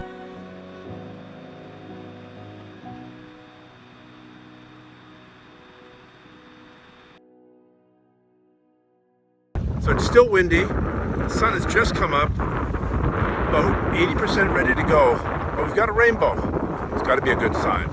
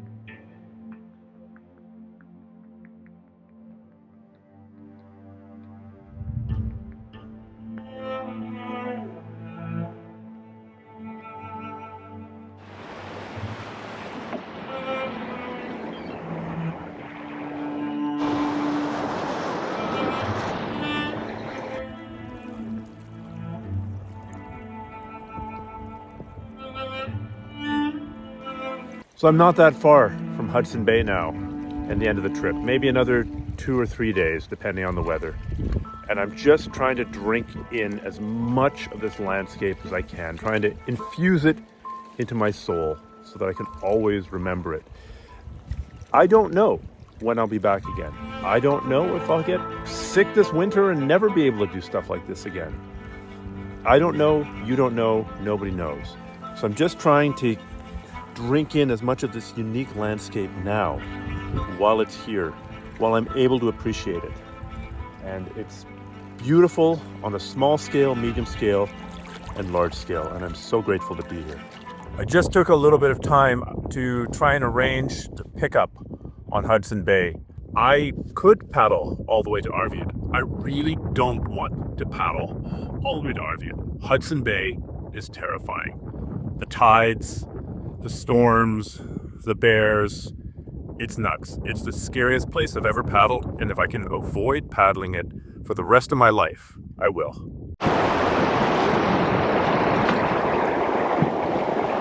Stop wasting your time, stop wasting time. No one's gonna be there when you make the finish line. Stop wasting your time, stop wasting time. No one's gonna be there when you make the finish line. Stop.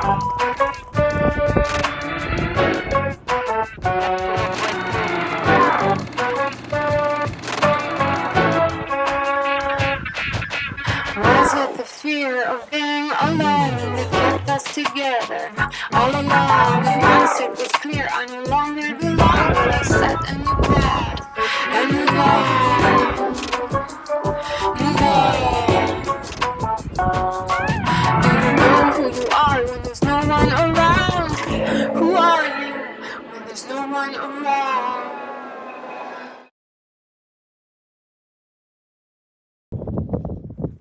So with any luck, tomorrow I'm getting picked up and avoiding paddling that super dangerous stretch of Hudson Bay. But meeting a boat pickup on Hudson Bay isn't like calling an Uber or calling a taxi, not at all. It's much more complicated than that. First of all, I have to be in the right place at the right time. I have to be on the coast. But the trouble is I don't want to stay on the coast for very long. So I've got to time my arrival getting there. Number two, the other guy also has to arrive there at the right time, and he's coming from 60 kilometers, 40 miles away. So that's going to take him time. So we both have to converge at the same time there. And number three, the weather is so unpredictable.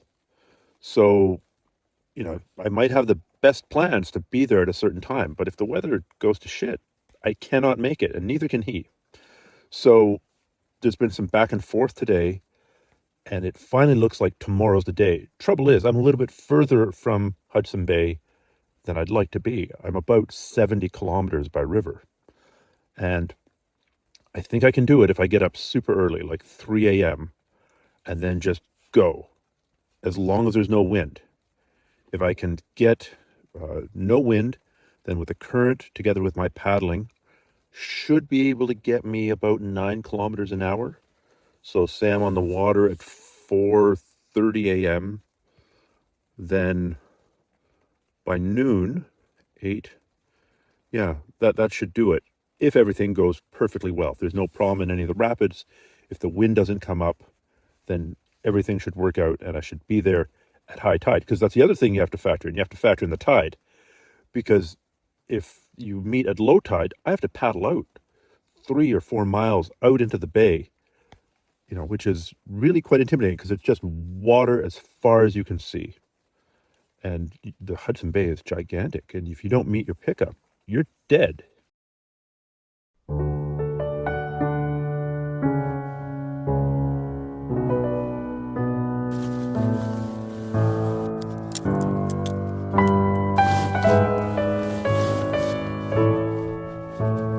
Middle of July, frost on stuff that I left outside. Just after 4 a.m. and we're off. Let's make some time. Well, they're long and they get bigger as they go down. And just to top things off, I'm going straight into the rising sun. So it's kind of a little bit hard to see. Leon McDuff.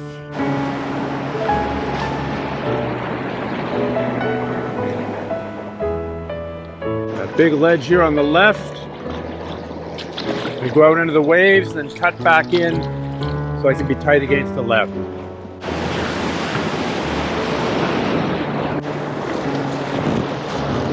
Big waves. Woo!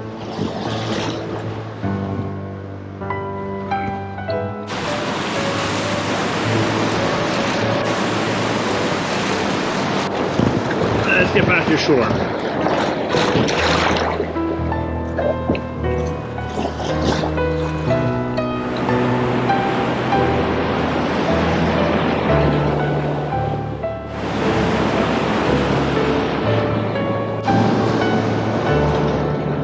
Oh, you did it again.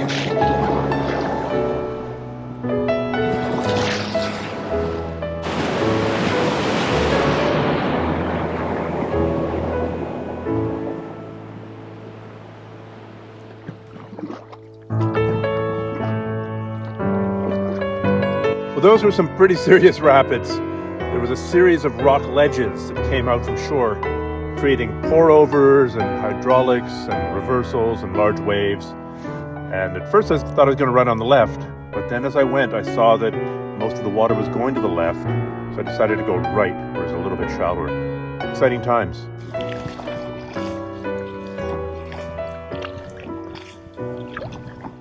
Pushing hard for the coast. The conditions are just perfect. There's a little bit of current, there's zero wind, not too many bugs, and I'm just going hell-bent for leather. I think I'm going to make it there for the pickup time. Hopefully my Uber also makes it there for the pickup time.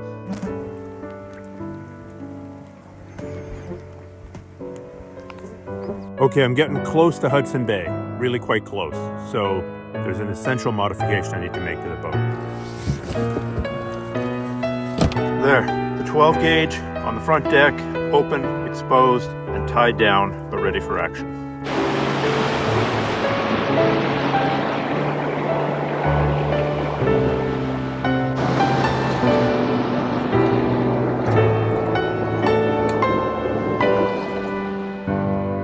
Welcome to the delta of the Thlewiaza.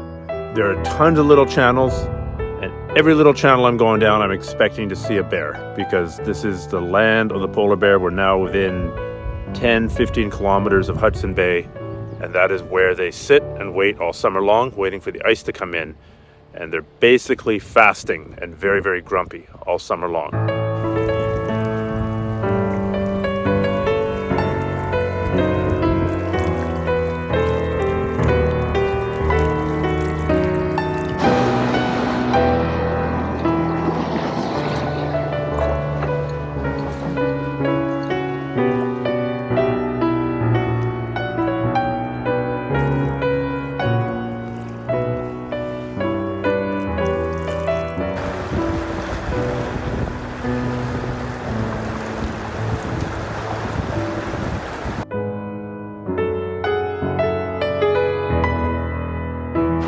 This whitewater just goes on and on and on and on for miles.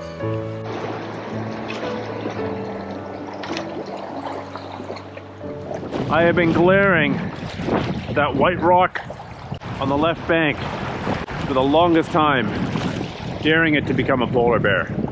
Sadly, I think it's going to stay a rock. There's the cabin, the pickup point. This destroyed old cabin is where I'm supposed to be meeting my ride to Arviat. I don't see any sign of him yet. The wind came up, so maybe it's harder for him to get in. I just hope he can get in here before the tide drops, in which case I'll have to get in the boat and paddle out into the ocean against a really pretty severe headwind.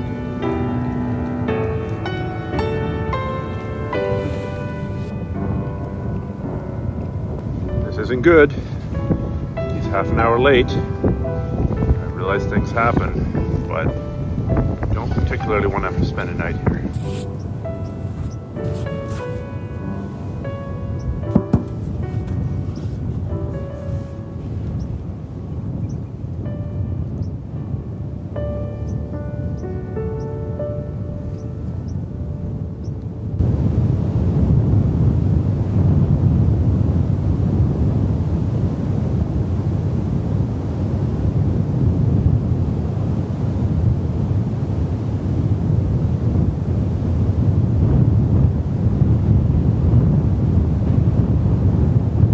I'm heading out to find a boat in the middle here of this ocean. The instructions are head out far from land. Let's see if I can find it. That's pretty worrying. There's a strong wind, There's clouds coming in. I don't like this at all. This is the sketchiest pickup of all time. Thank God it's an onshore wind.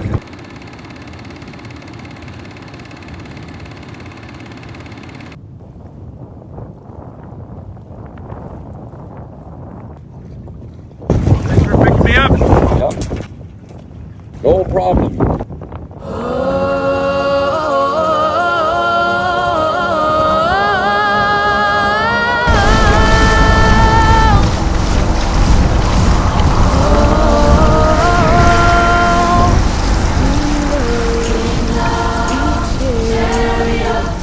Coming for the Caribbean home. Swing along, sweet chariot. Coming for the Caribbean home. I looked over Jordan and what did I see? Coming for the Caribbean home. A band of angels coming after me. Coming for the Caribbean home. Swing low, sweet chariot. Coming for the Caribbean home.